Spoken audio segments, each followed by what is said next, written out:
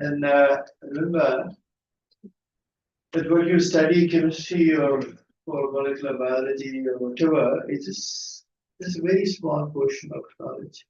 Life is much bigger. You need to connect yourself to the world, and so books are extremely important. Must always. And in next like 2 weeks, I'm planning to start the. I will start from Socrates, Socrates, Greek philosopher, and I will start from dialectical discourse. There are several things: dialogues, debate, discussion. Then Romans and ancient Greeks, they used to have a very, very different way of communicating, and that used to call dialectical discourse. इसके ज़्यादा का पढ़िएगा क्या होता है?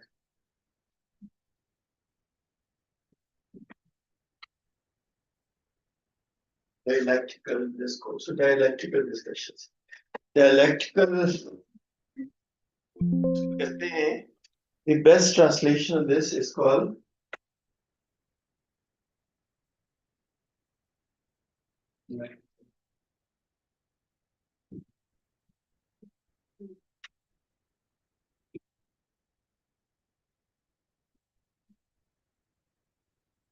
Mantaki Istadlal. Manta, logic. Istadlal means it's dalil. You know dalil? Yes. Yes, Mantaqi. Okay, so if you learn how to communicate, and we always discuss to win the discussion, and in the process we lose. When you win a debate, you actually lose because you're so rigid that you're trying to impose your point of view and never learn. Okay, so what Greek philosophers used to do, they used to discuss mantaqi istidlal, this dialectical discourse, with dalil, with mantaq, and they were just so absolutely open-minded. If they were convinced, they used to say, yes, we were wrong, and we accept it. If they don't agree, they agree to disagree and respectfully leave. And there was a knowledge exchange. You don't debate for winning, you discuss for learning. Okay? And so this is what I'm going to discuss with you in philosophy of science. When I discuss with people, I never debate. Okay? I have in my life, I never tried to win an argument. Because I know if I win the argument, I lose the argument because I would lose the opportunity of learning from someone who is unlimited. So this is what two important things. You would read at least one book of Yuval Noah Harari or Hariri, right? He's an Israeli historian. Of course, I don't agree with his political views, but this book, he's a phenomenal writer. Never seen a writer of that impact. And second is that when you discuss with each other, don't debate. You all use Greek method of learning, which is dialectical discourse. Discuss to learn, not to win. Okay. Anyway, so today is unfortunately, our last discussion, and this is what I am inviting you in Islamabad. Okay, so you can take a picture. You can have the registrations, everything is written on it. Okay. Your whole visit would be sponsored, and of course, subject to the approval of your supervisors, we would take you to Islamabad for some of the finest people will teach you. And that is going to be more on. You see, I think I was actually in the way when I was coming from. I'm just coming from Lahore. I woke up at 4 o'clock in the morning and went to the airport, took a flight, came to Lahore. And last evening, I was in Islamabad, so Islamabad to Lahore, I reached at 6 o'clock. Anyways, and day after tomorrow, I'm leaving for Saudi Arabia. Anyway, so what I was thinking. Sir, I would like to add that yesterday, last night, sir got the award from Hamdard. Very exciting. Yeah, that's and I think is more interested not in award, but that little check which came with it. So I think we should really have special classes on this beautiful new technique called concatenated techniques. Concatenated. This is a new type of NMR emerging, which Pratya is expert.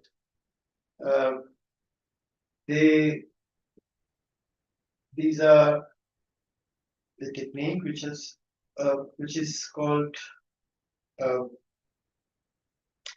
multiplex, called constructive interference. These are techniques which you actually combine. Think of HSQC. This is HSQC. This is HSQC spectrum. F1, carbon chemical shift. F2, proton chemical shifts. You relate proton with carbon. See, right? On the floor, you have cross peaks. You have cross peaks which representing direct connectivity of carbon with proton. And then you add another dimension, F3. Okay? And that F3 is toxic. So the proton, which is connected to carbon, is also correlating with every proton in the spin system. So this is a mix of two techniques called HSQC toxic. And there are many combinations, HSQC, nosy, there are HMBC, nosy, and others. They're called concatenated technique, concatenated. So this is amazing. And we have written that in our book. We were the first one who, of course, we have not invented that. We just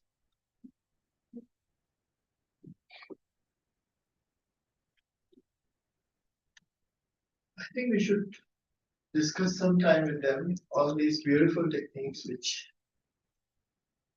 But okay, so having said that, this is what we were discussing, HMQC or HSQC.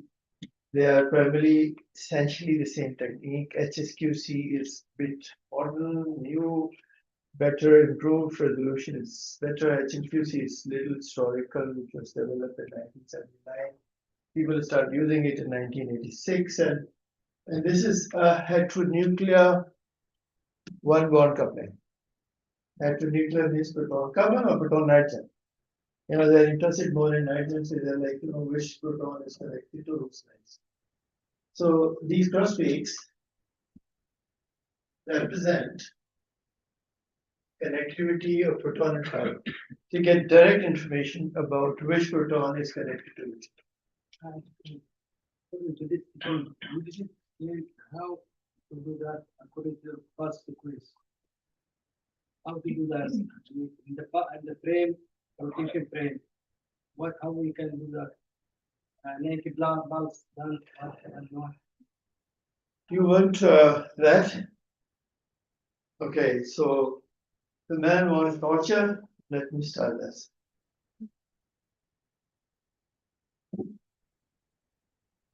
This is the technique. Okay, so this is proton, and this is heteronuclear carbon or proton, right?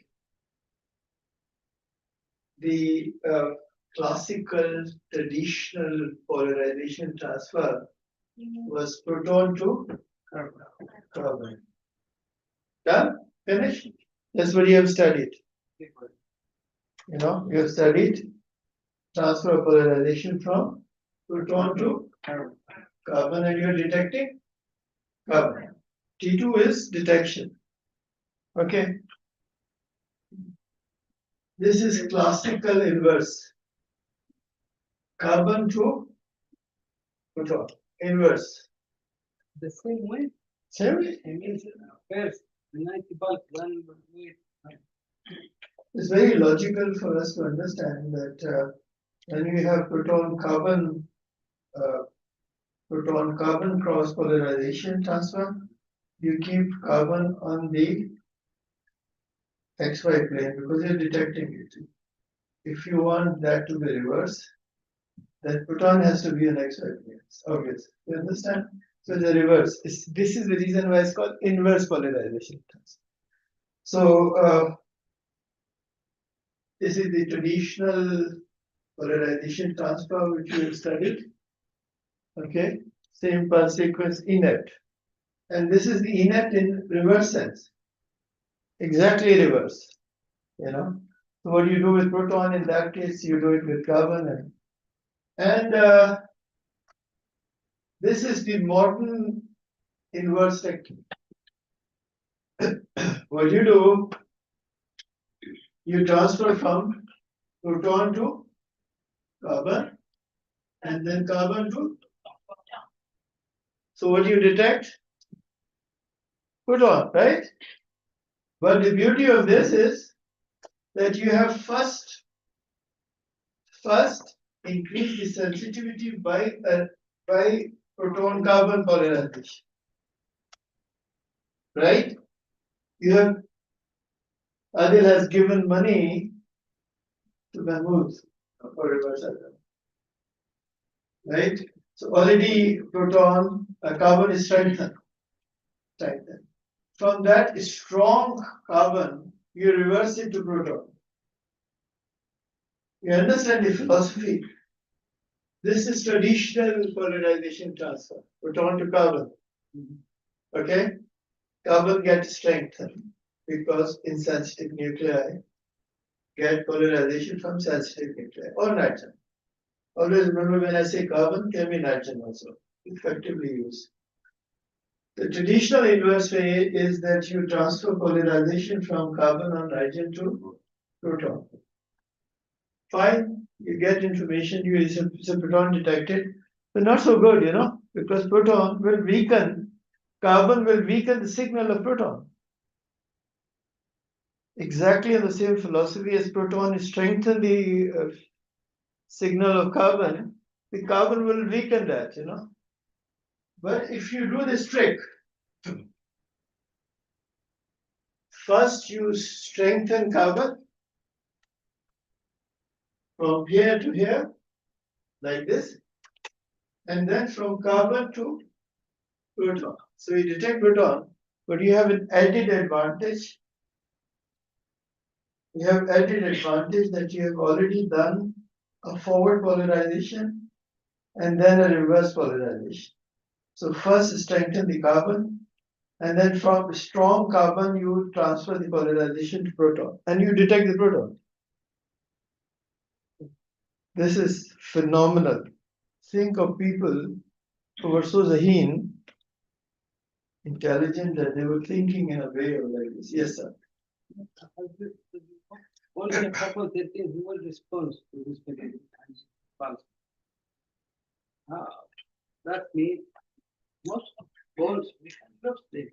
We have 99 abundance of carbon 12, but only the carbon 13 who will respond. Okay. So carbon 13, Yeah. this is the only isotope of carbon which you can read. But he will show us all the bonds, all the carbon in the. No. Carbon 12, you can only can see that in dream, and not in NMR.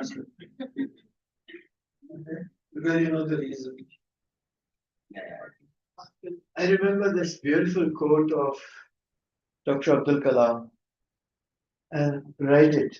Okay. Dr. Abdul Kalam says that dream. Dr. Abdul Kalam was the president of India, and he was the founder of India's nuclear program. And he said, dream is not what you see when you're sleeping. Okay. Dream is the one which keep you awake. ख्वाब वो नहीं होते जो आप सोते हुए देखते हैं, ख्वाब होते हैं जो आपको हमेशा जगाए रखते हैं. फर्क नजर है? It's okay. Why? Sorry, I just off track. This is unfortunately when you get old, you off track. Okay. So this is the philosophy of modern inverse NMR spectroscopy. Carbon-13 is the only isotope of carbon which is visible, but it's very weak. It is weak because of 4 accounts. Natural abundance, very low, magnetic ratio, is a poor magnet, and I don't know what else. So you're trying, huh? Yeah. So what you're trying to do is to enhance the sensitivity of carbon, right? That is by polarization tower. But an absolutely different experiment was developed when they said, we don't want to detect carbon. That would always be weak, no matter what you do. You detect proton, and you detect carbon indirectly through protons. As I showed you that if you have a mirror, magnified mirror, and then you see yourself in the mirror, and people see yourself in the mirror, they see you, but they actually see the mirror. So they see the proton and the effect of Samarco. We have very distinguished new student with us now, Dr. Ilma. How are you? She told her mother that he's a good teacher. You think that I can teach? Maybe. Okay, so this is the inverse model. This is the inverse model. So today, all the NMR, all HMDC, HMQC spectrums are inverse, modern inverse, in which you have first polarization transfer. But you don't need to worry about it. You just need to understand that this is proton detected. On F1 is a frequency 1 domain, which you have a proton chemical shift. And in F2, you have a carbon chemical shift. Remember that these spectra are not really generated by 2 dimension, they are generated separately and then pasted. Okay, just for your understanding. Actually, you don't need that, You can just always calculate. You need a horizontal line and a vertical line. Okay. Yes. Sir, as per your instruction, like a couple of years back, in our NMR labs, we are only doing whoever write HSQC, or we just do depth HSQC. So that This is depth HSQC. Polarization inert. This one. Depth HSQC in which we can identify. Oh, okay. That concatenated. That's a concatenated technique. Depth. We don't, not at this stage. It was super confusing me. And we get older. That is bad. You're stuck between 4 people. Okay. So this is an amazingly beautiful technique. Every contour in it, every cross peak is representing a proton-carbon coupling, single bond, right? Now, think of it. How would you connect? I mean, you have a structure. I write a structure. I don't know whether you can see this because these all are not so good, but think of it.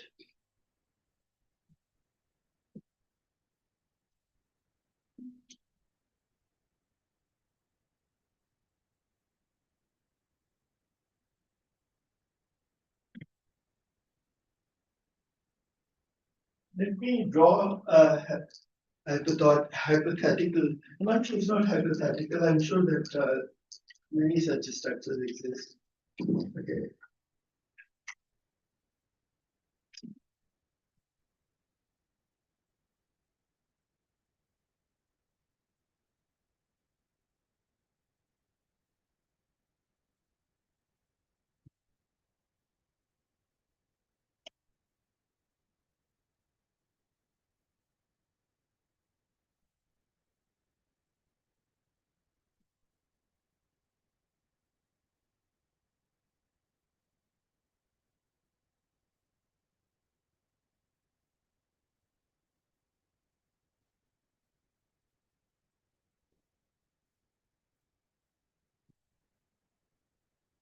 Many spin system.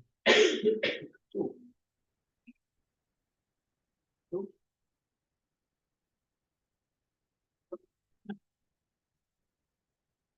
One. So far you only get this.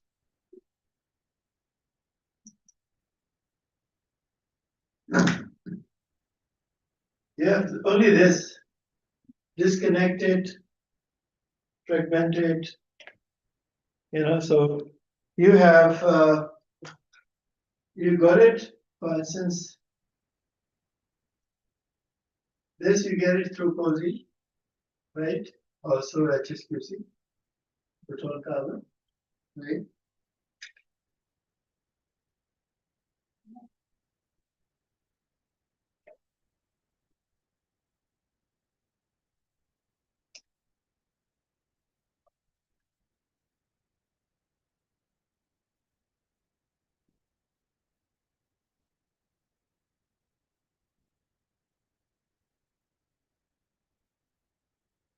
You have this.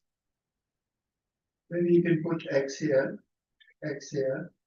because this means that these are the fragments. There are three fragments. How would you connect them? You got it through COSY, you got it through TOPSY, you got it through HSQC. Well, how would you connect them? That's the problem. And this was a problem when scientists started thinking of not hydronuclear direct coupling, but hydronuclear long range coupling, multiple coupling. So a new technique was developed in which 1,2, 1,3, and occasionally 1,4 couplings can also be seen.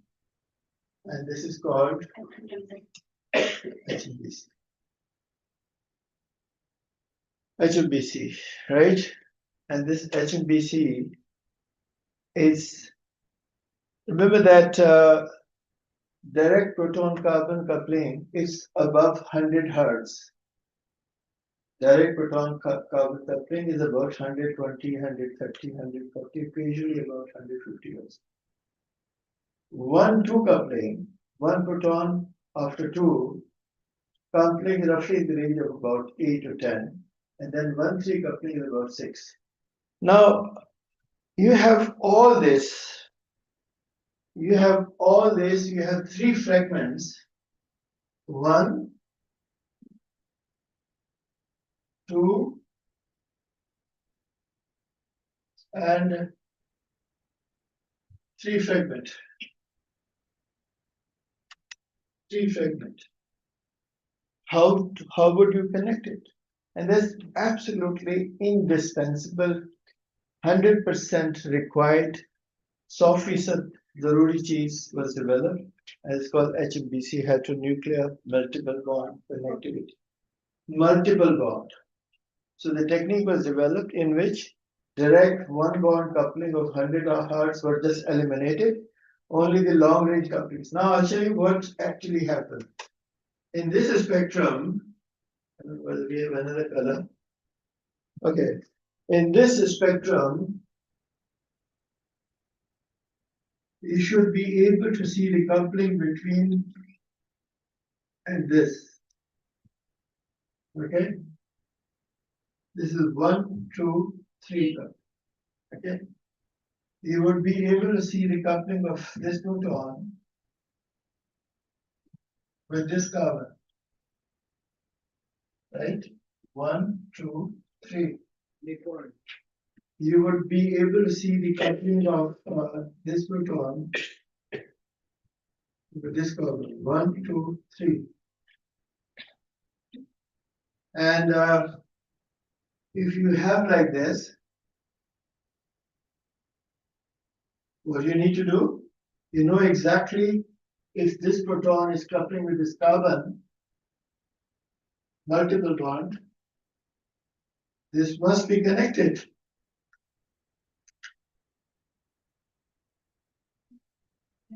If you see that this proton is connected to this carbon, so show a correlation. This proton is showing up correlation with this carbon, cross peak. It is connected, right?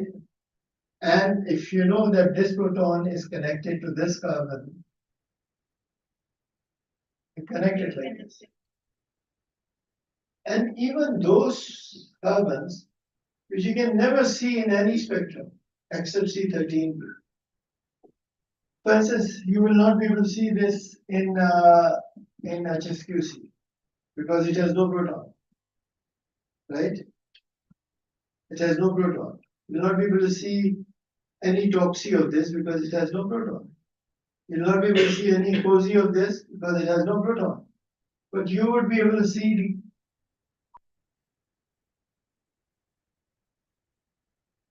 okay? So you have this beautiful technique that you are able to identify even the quadratic carbons. How would you identify this quadratic carbon? In chemistry, it's called ipsos. You know, ipsos are substituted carbons. So, how would you identify this carbon? The chemical shift of this carbon. I can do it because I would be able to see this correlation of this quadratic carbon with this one, correlation of this carbon with this one, this one. And when I can do that, now 3 advantages. Number 1, it helps you to connect the fragments. There is no other technique in the world in NMR which can help you to connect fragments, spin systems. This is the only technique which helps you to identify quadratic carbons, such as this one, such as this one, such as, and in certain cases, it also helps you in stereochemistry. HBC help you to do stereochemistry. Now, this is the technique which is based on a simple premise, nothing fancy. Essentially the same photon detected heteronuclear technique, like HSQC or HMQC.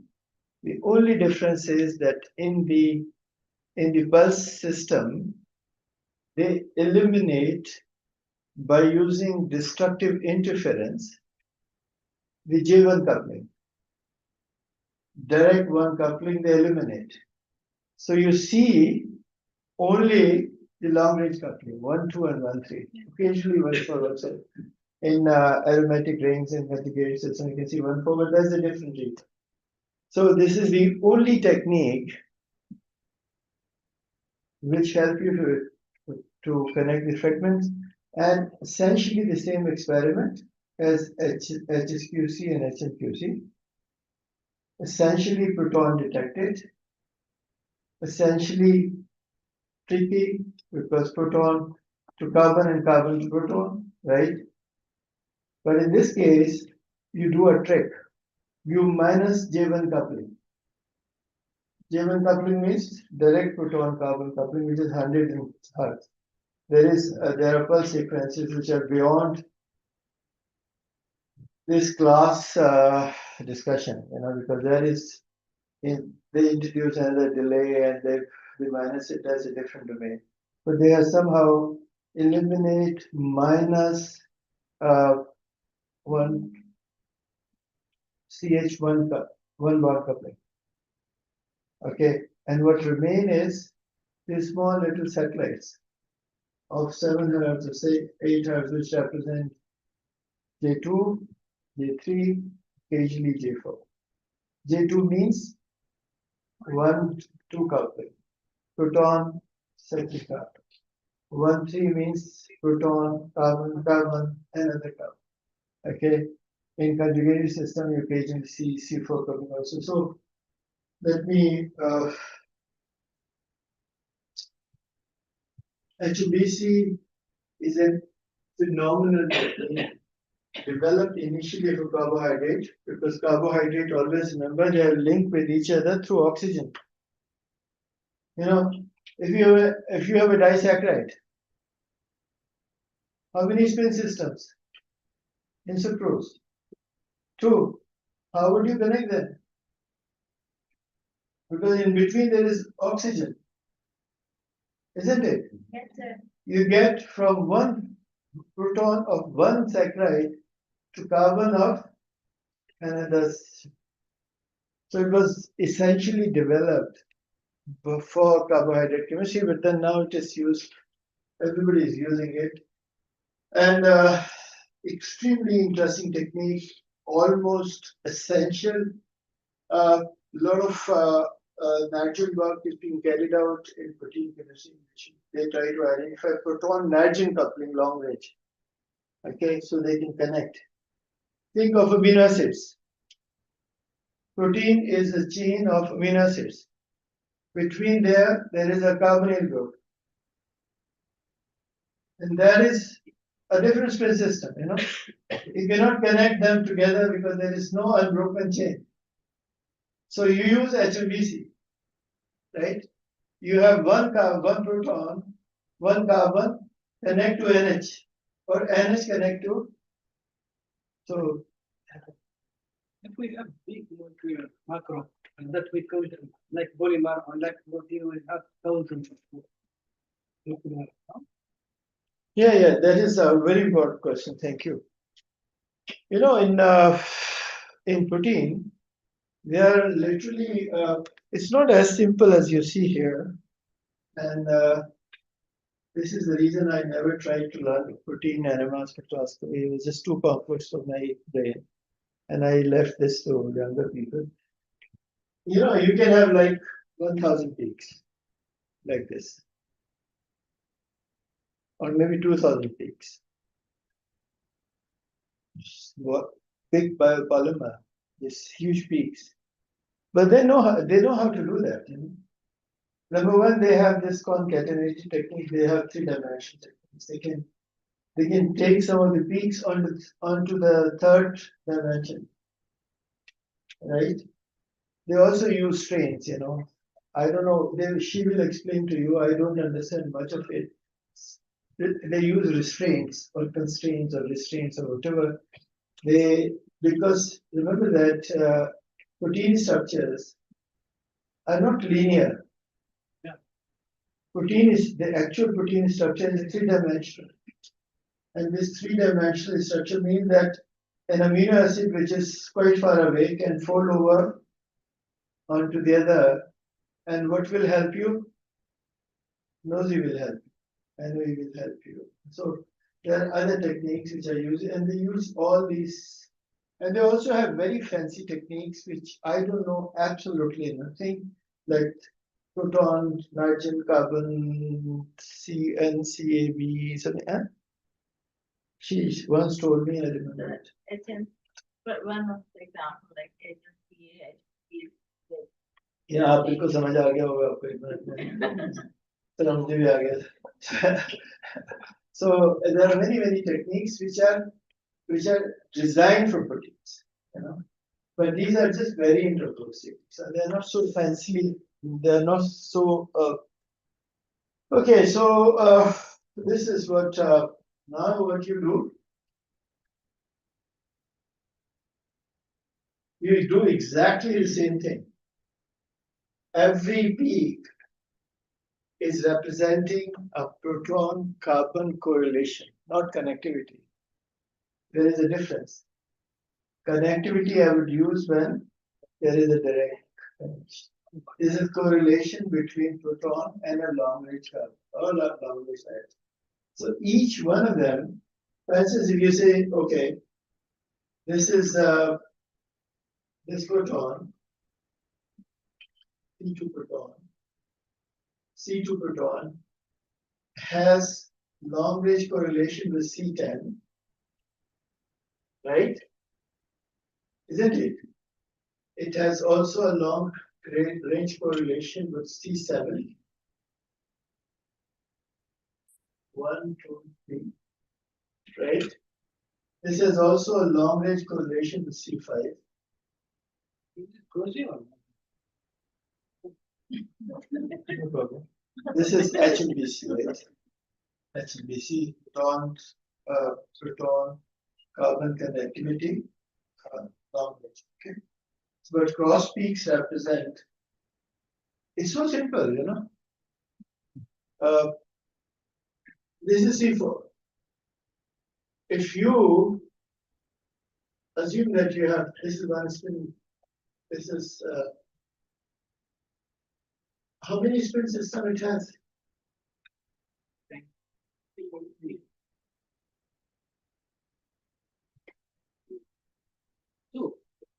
Two, right? But these spin systems are broken because of this oxygen. And there is carbon. So this is one spin system, and this is the other spin system. How would you connect that? Because you can see the correlation of this with this. Okay. You can see the correlation of, let's say, 6 with this. So these correlations, long-range correlations, help you to identify how they are linked, cemented together. How can you take these bricks and put them together? HMBC provides you that particular kind of information. This is HMBC, and amazingly simple. I mean, you just need to go to proton, look down, and you know which proton has correlation with carbon. So, for instance, this said C10. C10. You know, there are two peaks. Remember this? These are tertiary. C10. Correlation of C10 with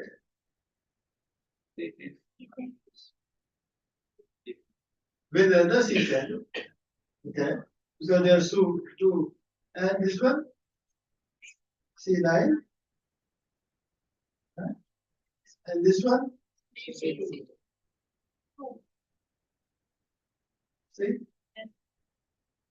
Now, for me, this is very important because this is the terminal carbon in my spin system, which I would like to connect. So C2, assume C2. Where is C2? C2 is correlating with C10, C9, C9 or C7, C7, so the C6, C7, and C2 also. Why C2 is coming as a doublet? Because it's a doublet. Remember? CH going to be a doublet, right? Proton detected. This is a proton NMR. This is a proton NMR. Always remember, these are not carbon NMR, these are proton NMR. So you and so HMBC technique was developed, and okay, then we move forward and we come to the last topic of our discussion. Sadly, so we really wanted this class to go for another 30 years or so, but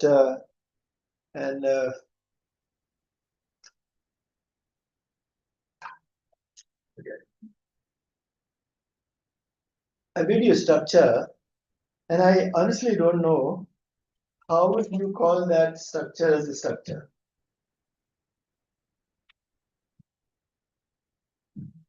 If there is a straight line here,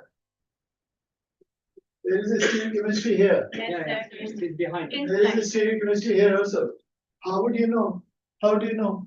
Behind or above? Dash.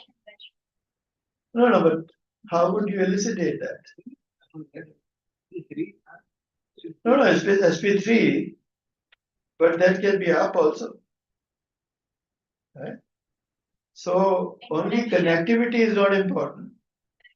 Stereochemistry is also important. Yeah. The structure is always stereochemistry. For them, for protein structural biologists, same 20 amino acids, thousands of proteins. Why they are different? Because they are different from their sequence, but also most importantly, they are different because of their three-dimensional structures. And what three-dimensional structure means that one protein, which is 5 carbon away, fold over to another protein. How would you determine that? So it means that there is a need of a technique which can see coupling in space, not directly scalar coupling, but a dipolar coupling. Okay. And this fascinating technique was developed by Overhauser. Overhauser was a scientist. I forget the name of full name of Overhauser. Somebody can Google that. Yes.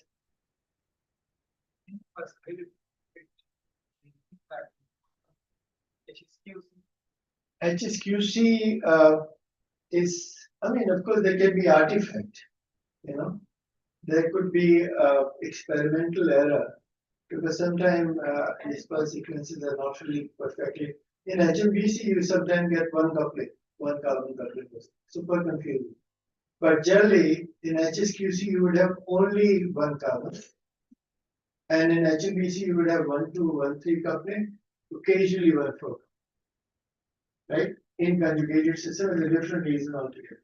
Sir, it's Albert Warner Overhauser. Albert Warner Overhauser was the name of the person who discovered this fascinating technique. And this is the reason why always you write it O as a capital, because it's a name. Right? So whenever you write nuclear Overhauser, O would always be in capital, even in abbreviation. Okay? Because this is the name of the person. So Albert Overhauser was the first one who discovered that there is possibility of seeing some correlation with protons which are close in space.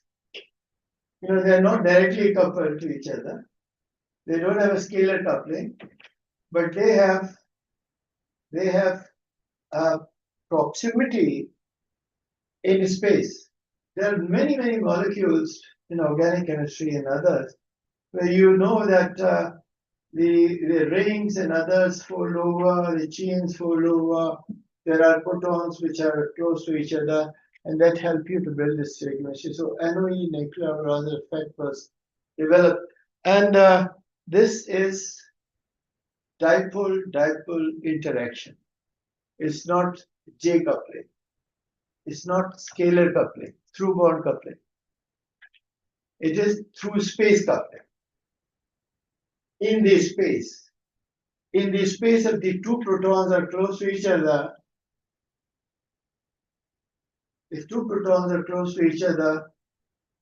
they would have some influence. And he got this understanding from a very simple experiment. Imagine this is a bar magnet. One proton. Remember, a proton is a magnet also. Always remember that proton is a magnet. And this is another magnet, right? It has south pole and north pole. This is for dipole.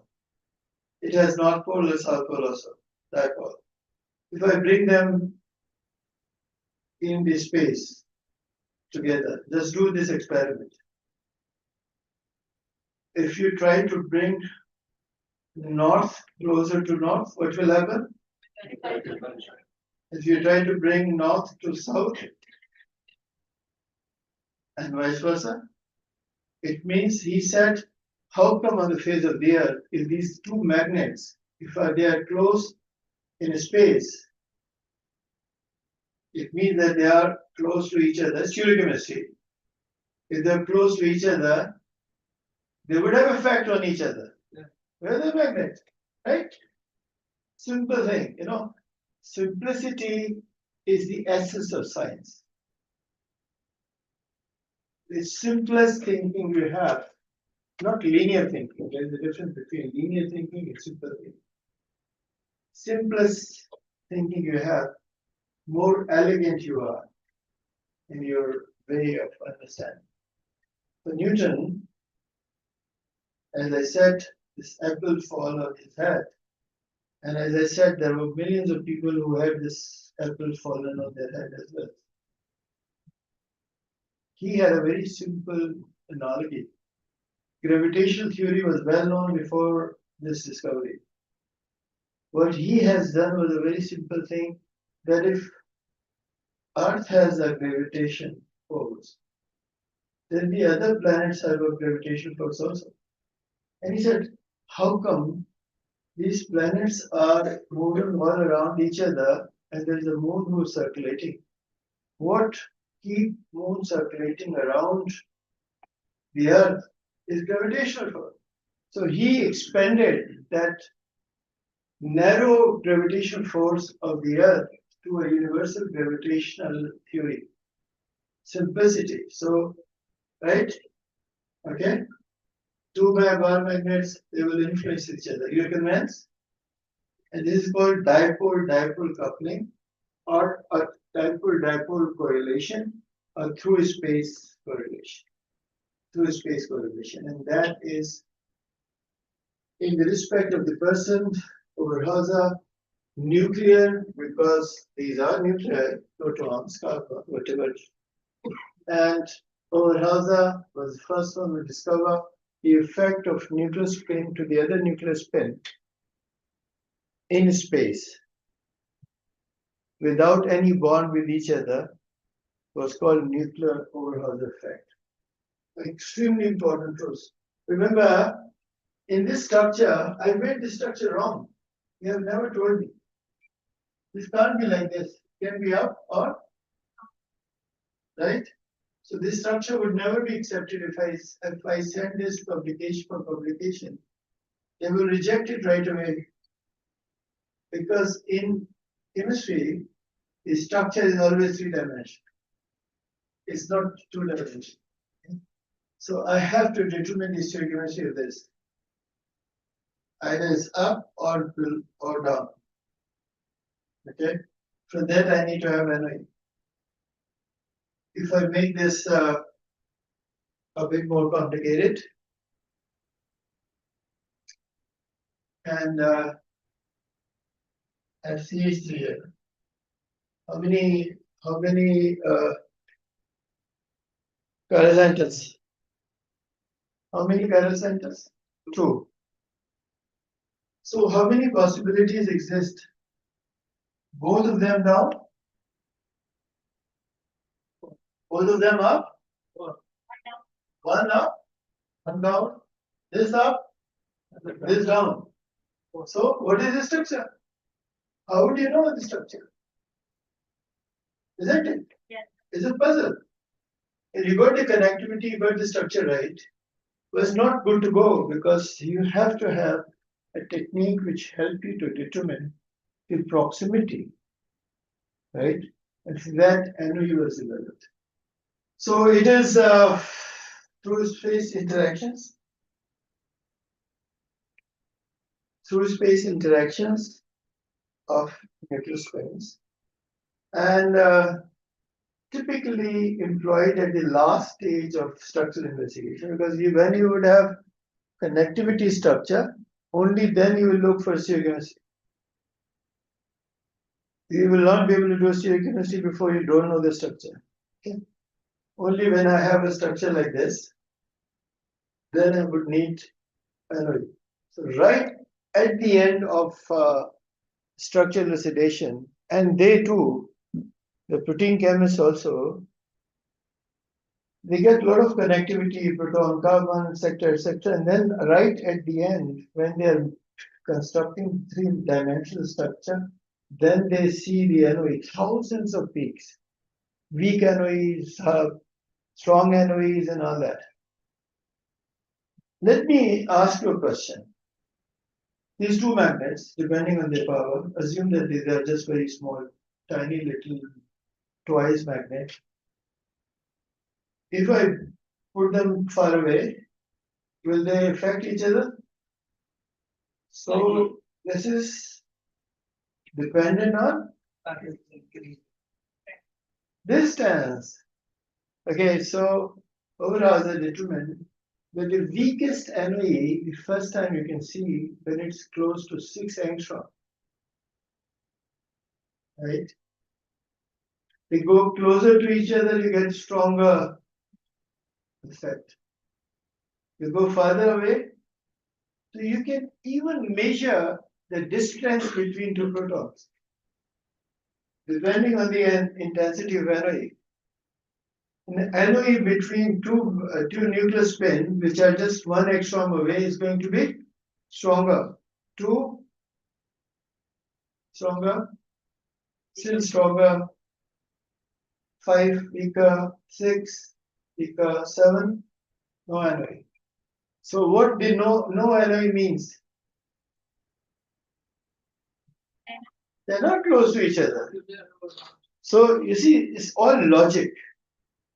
This is all logic which has constructed this beautiful idea of distance-based dipole-dipole coupling. And this provides information about three-dimensional molecular geometry, because remember the structure is three-dimensional always. And again, depend on internuclear distance. Separation means distance, right? You agree? Interpretation of NOE measurement requires extreme care. I'll tell you why it is extremely care. There are two different types of NOEs. You should not really worry about. There's one-dimensional steady state NOE, the two-dimensional noisy transit NOE. So, internuclear distance 6 angstrom or less, then you will be able to see some effect. And there's also an extremely interesting thing which I would ask you. For instance, if you have this two magnets, two proton close to each other, and somehow you're just impatient, not so good, or just in the hand of a child, he's just moving like this, right? This would have more correlation, or the one which are slower. The effect, where would be effect? It means if there is a tumbling, which is called effective correlation time. Tumbling, strong tumbling, then you would have weaker NOEs. When there is a slow tumbling, you would have different kind of NOEs. And also the angle, right? Angles are important. As I said, north to north, south to south, right? So there's so many things which are important in NOE, and this is the reason why. Now, question was, how would you measure it? Like all NMR theories, the question was, the theory was so simple. How would you measure the effect of one proton on the other in terms of true space coupling? And for that, a very neat experiment was designed, which is again very close to the correlation experiment, polarization experiment. I don't know whether we have this somewhere here. Okay, this one. Okay, so you have two protons. They're not directly coupled. Okay, but they are close to each other. So they're affecting each other, right? And depending on their angles, they can be in 4 different stages. Alpha, alpha, alpha, beta, beta, beta, beta, right? But they're not scalarly coupled. They are through space. They're affecting each other because their proximity force them to have effect because these are two magnets close to each other in space. Okay. And always in NMR spectroscopy, the transition are W1. You know, one of the spin change and not both spin changes. This is called single correlations, single transitions. So forget this one. इसको भूल जाएगा. These two things are affecting each other in space, and they are in 4 different stages. You know, like this, like this, like this, like this, 4 different stages. You understand? So now, in theory, you can have one change. You can have the other change, but you can have 4 different type of changes called single transitions.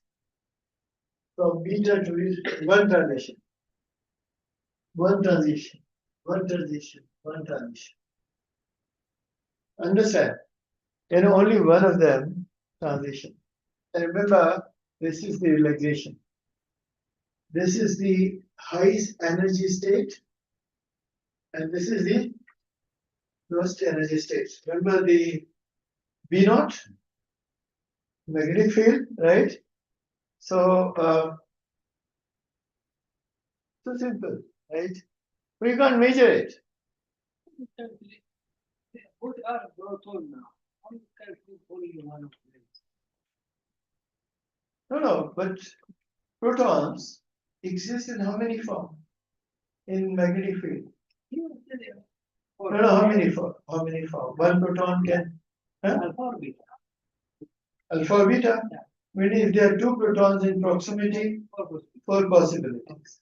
But if you give one of them change from alpha to beta. No. See, if they relax back from beta, they will relax back in a single transition. This is because proton system, I remember I told you that NMR is a weak force, is a physics of weak forces. The energy release is very, very difficult. It's such a tiny energy that one of the most difficult things to understand in NMR spectroscopy is to where this energy goes and how is this energy goes. There are chapters written about it. Okay, so the easiest thing is that one flip, the other flip, and eventually they have these 4 stages. Now, what Overhauser said, I would saturate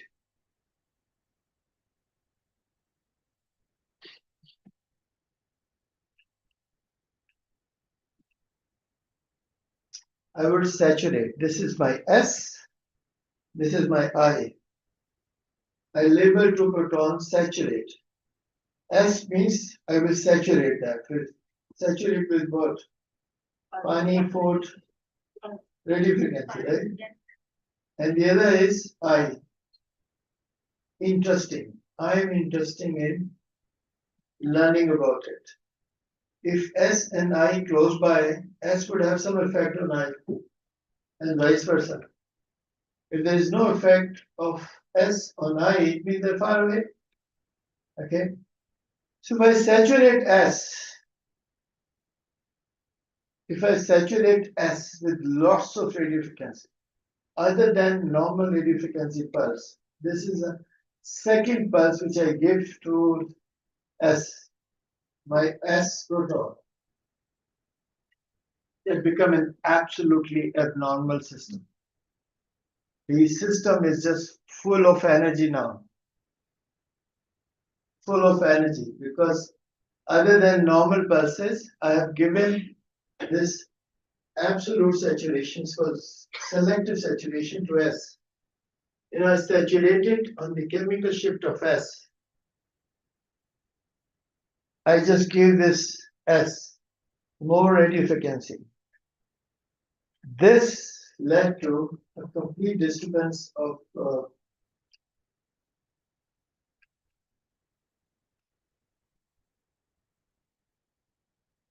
the system. This system will become an absolutely abnormal system where S has so much energy that it cannot release it by using single transition relaxation. Remember, this is excitation, this is relaxation. Why is two arrows? Excitation and relaxation. That this system will not be able to release the energy by using allowed relaxation mechanisms. Overhauser was the first one who measured that when such system is created with supersaturated S, there is another mechanism trigger which is called forbidden relaxation.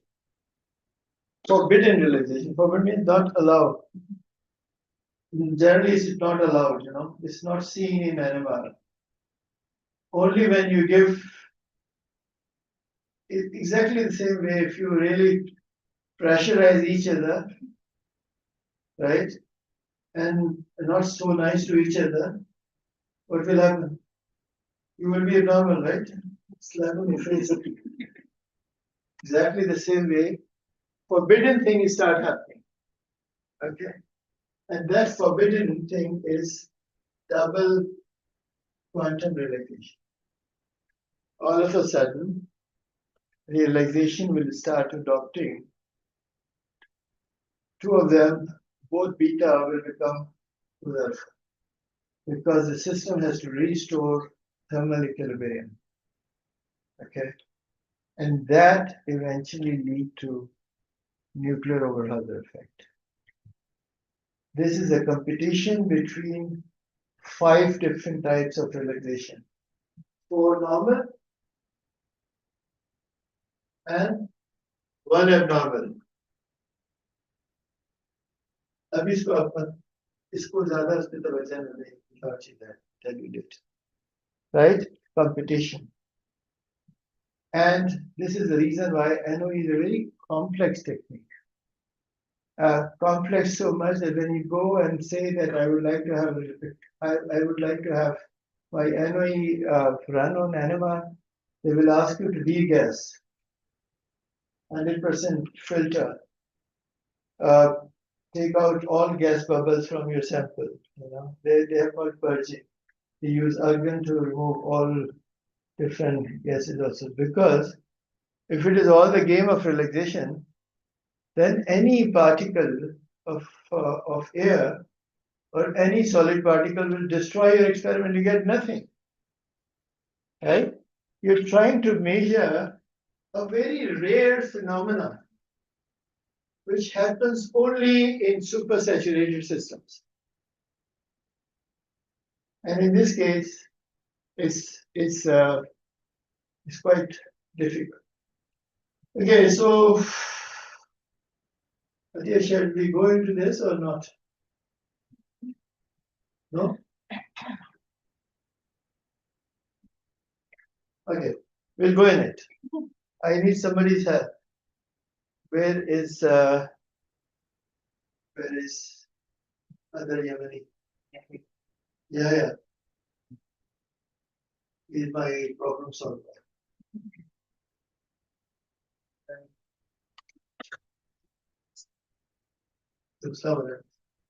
So this is the normal NMR. There are 2 protons not coupled to each other, that you don't see any splitting. Remember, it is not scalarly coupled. They are only close to space. And when they are close to space, They exist alpha alpha, beta beta alpha beta beta, right? There should be a population also, right? So it is n plus delta. This is n. This is n, and this is n minus. What is the difference between them? Minus the population difference between this. Chef, help me. This is minus delta, and this Okay, minus delta. okay. What about this? It's minus delta. And above? And above, two delta. No. This one, this one. N minus delta. And this?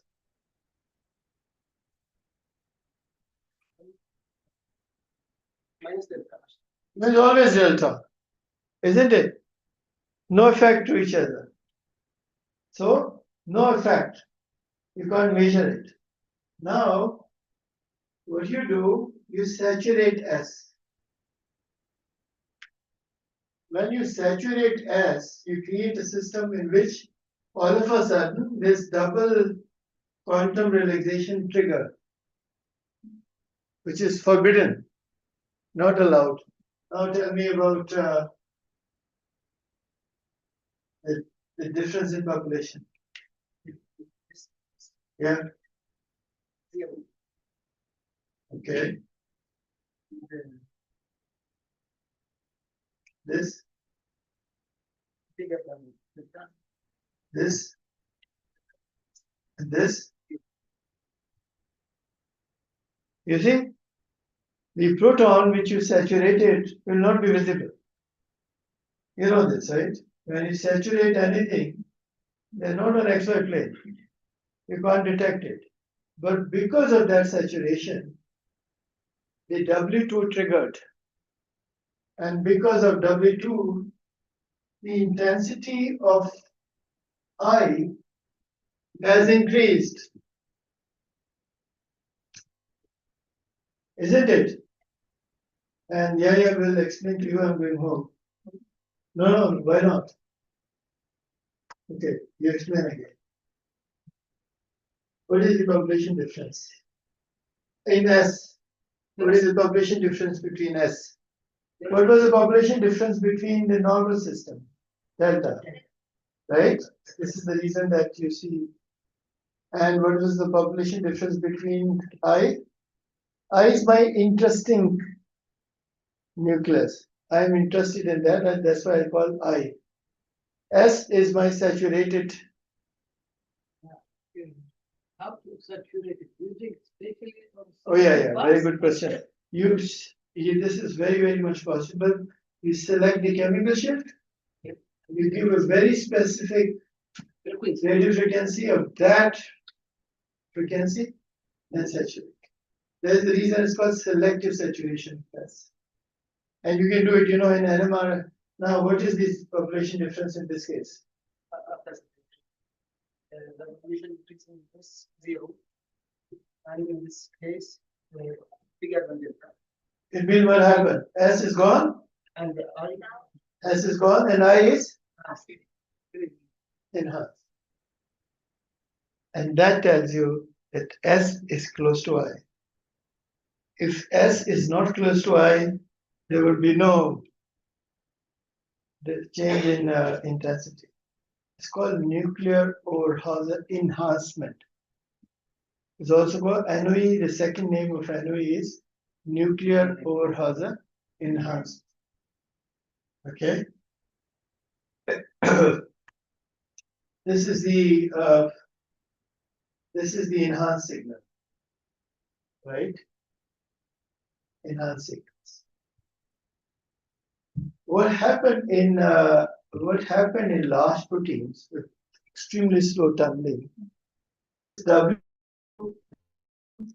doesn't, and I'm going to a dangerous water. I'm sorry about it, but I really should not miss this. When you have large proteins like the one which Dr. Atia is handling, large size proteins. This W2 doesn't work. Right. Only I'll tell you, W1 work. When W1 work, what will happen?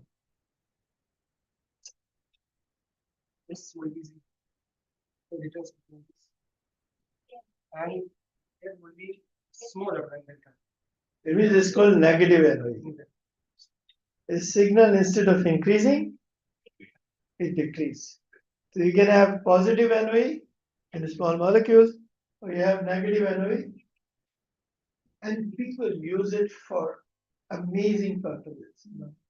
They record the NMR of a small molecule, they get positive NOE.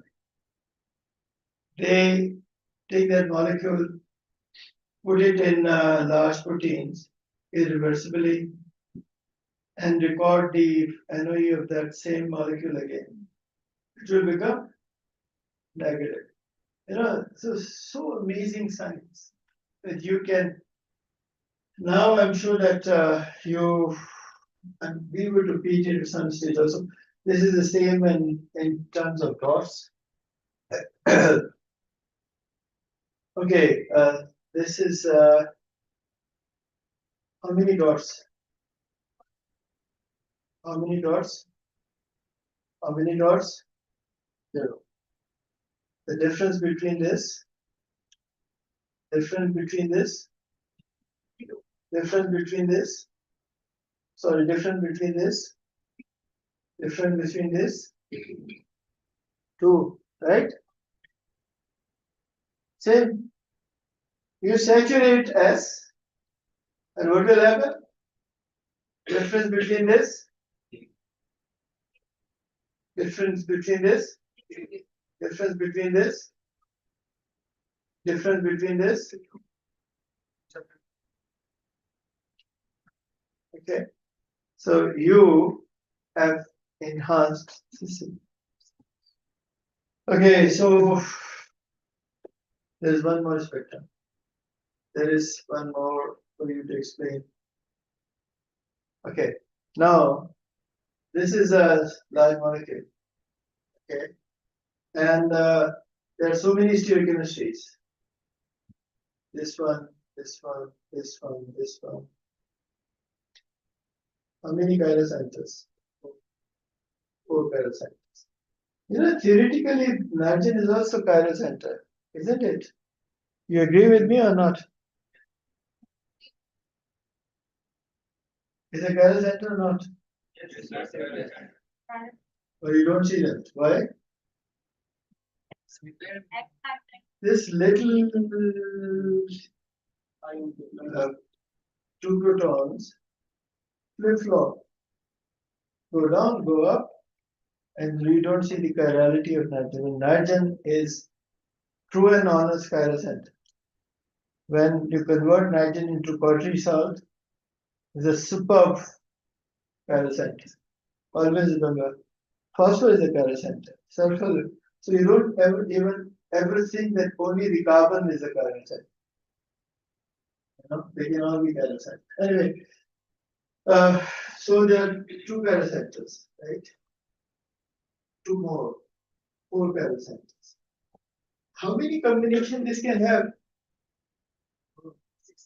It's a nightmare. No, Chef, it can be more than that. How many? 64. 64. Now, out of 64, only 1 is correct. How would you know? By NOE. Now, how would you do that? Saturate this one.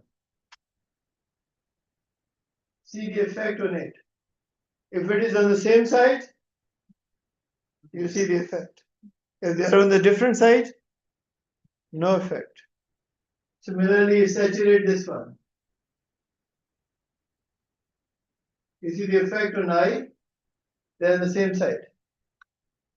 If there is no effect, it means they are on a different side.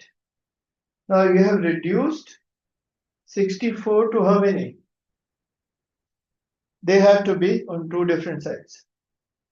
There's no NOE observed. How many now combination you have?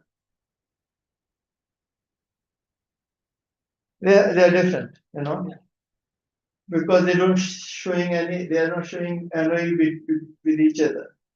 So one is up, one is down.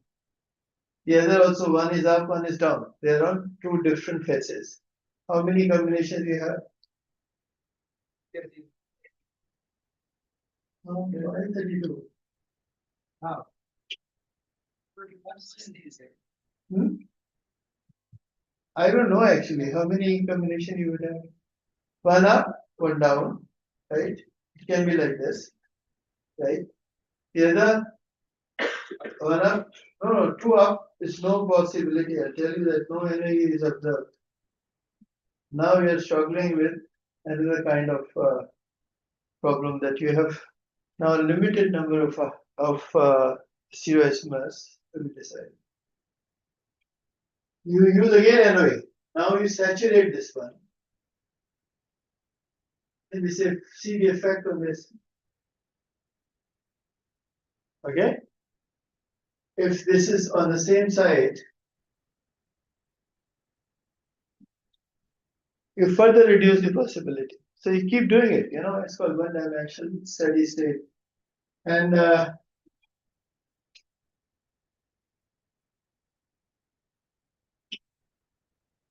these are my favorite molecules.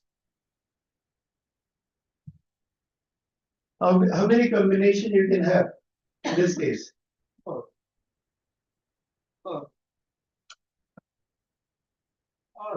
Yeah, 4. Right? How would you know that proton are close to proton and not the vice versa? You have to use the NOE. If saturate one, you see the effect on another. In this case, how many possibilities? Well, these methods are essentially the same, so it's not so interesting.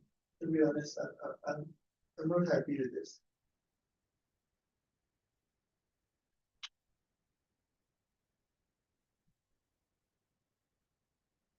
In this case,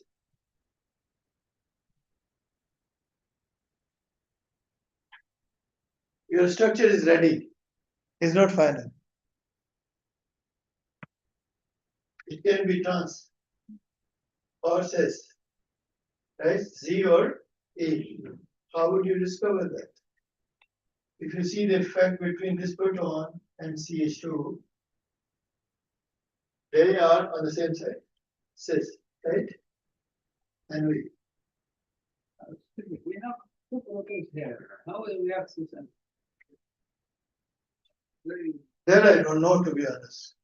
Anyway, so this is a heavy atom, right? This is also heavier. This is a cis, right? You can have a reverse of it. You can have like this. This is the other. इनको क्या कहते हैं जिसमें double bond से different होता है? Romantic isomer, no. There are diastereomers also, but that's dramatically different. But there are diastereomers also, remember that, you know, but they're different. No, there are two combinations. The NOE will tell you which one exists. Because you need to kind of a fishing. You know, first let's try this H. Saturate S and see the effect. Where is the effect? If you see the effect here, it means they're on the same side, right? And if you don't see the effect on this one, then probably this situation exists, right? In that case, you go and conduct another experiment. You irradiate this CH2, okay, and you see the effect on this CH2. It means that they are cis. So it's right a difference, yes.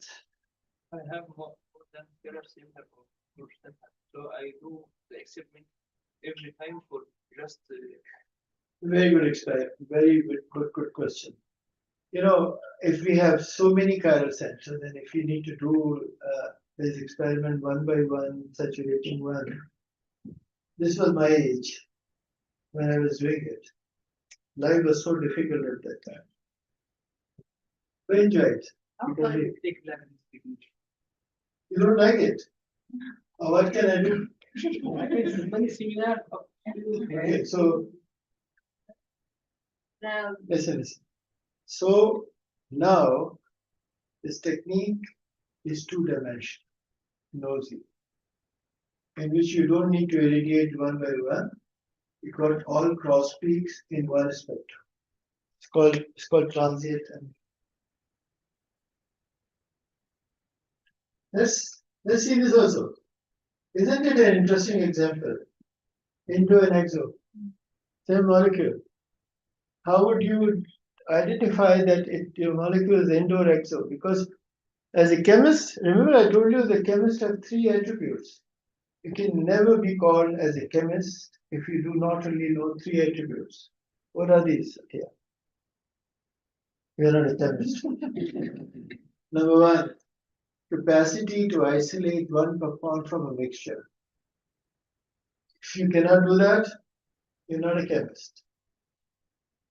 Second, capacity to identify the structure of an unknown molecule. If you cannot do that, you're not a chemist. Capacity to change the structure of a molecule as you wish. Derivatization.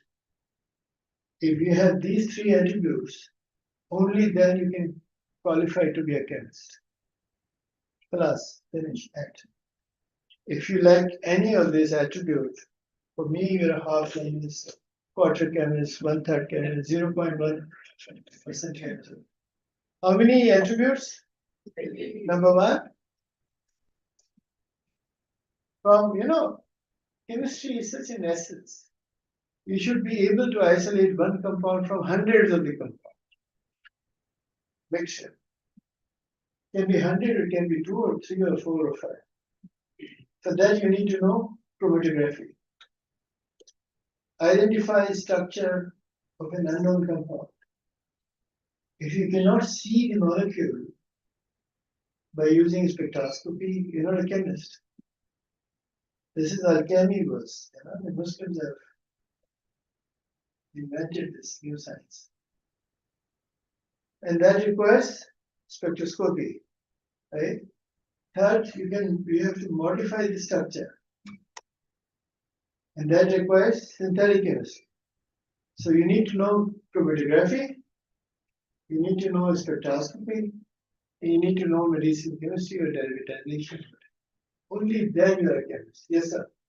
So, I want to ask if we have 2 protons swapping in space, can they cause splitting on each other? No. If they are in space, they would not cause splitting. They can only affect because they're not. You remember that splitting is not because is not because. Do you really know that splitting of germinal or vicinal protons are not because of their proximity? This is actually through bond the information is transferred. Okay? Here, no such bond exists. There's only 2 of them. They're closer to each other. It's called type 1. No. So between this and this, you have 2 options. How would you do that? You have no other technique except annealing. So what you would do? Classical annealing one-dimensional steady state. You saturate one of them, like metal, and you see the effect on this. It means that they are up, and this is endo. If you don't see this effect, it means they're exo, because they're so far away from each other. This photon and this photon, so far away. Okay? Isn't it beautiful? Yes, madam. Once if I remember correctly, absence of family means nothing. The it means that if it is the saturation could be immediately transferred to another. If I remember correctly, you were giving an example of a football match. Taking picture, then of each. What a wisdom, you know, I just so, honestly, I sometimes feel that the intellectual height of people are just so, okay. She's actually asking a very important question because I often say this, the absence of memory means nothing. Here I keep repeating it that if there is no NOE, it means they're not close to each other. The reason why I said that, because if your experiment is not properly designed, you know, if your experiment in your sample you have dissolved oxygen, you have undissolved particles, you don't see any relaxation. You know, it's a competing relaxation. There are 4 relaxations competing with W2. This is forbidden relaxation. And if you give them a sink to throw the energy, nothing would appear. And it doesn't mean they're not close to each other. It means that your experiment hasn't been not been very good. So it means that whenever you see an absence of NOE, when there is a presence of NOE, good, no problem. When there is an absence of NOE, rethink. Check whether your experiment is bad, whether this has been recorded not correctly. Thank you for asking this. Any other question? And this is the time to say farewell, and I feel extremely sad, and I don't know what to do. We have another class. You want? Yeah. 1-to-1. No, Who is he? the same. You're not satisfied? Another class, okay. No? Meena doesn't go there. Okay, anyway, you're always welcome to come and discuss. And of course, we have this wonderful occasion of you coming to Islamabad, all of you. Just 3 days enough. No, no. Okay, so what should we do? 1-year course?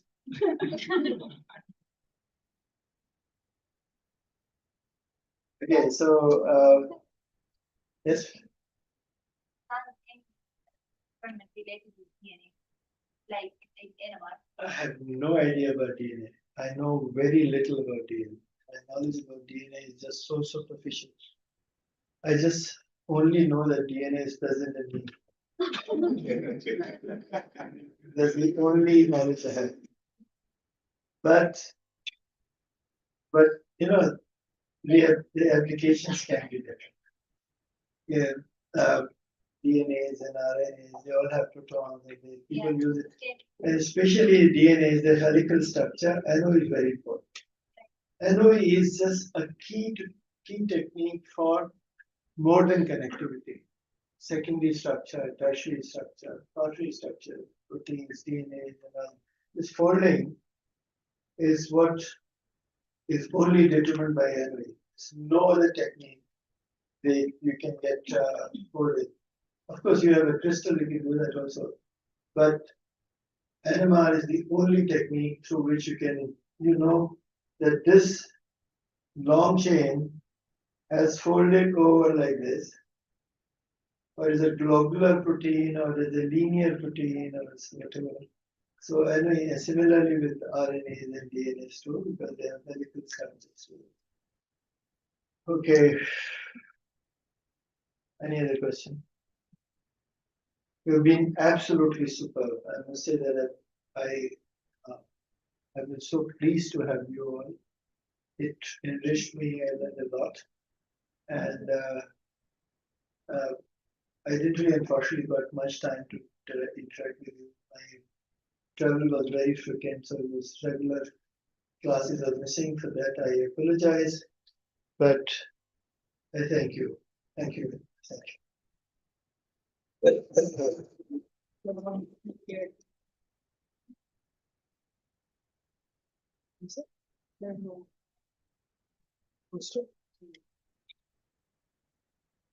बस ही कहा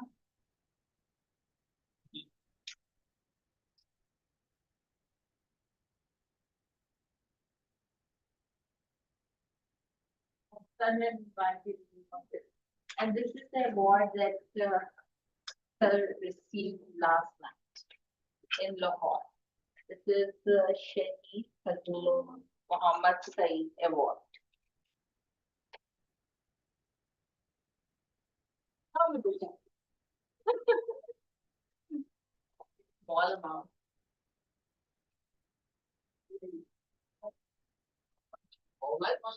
One. This small amount. The award sir has already been received. Like, Mr.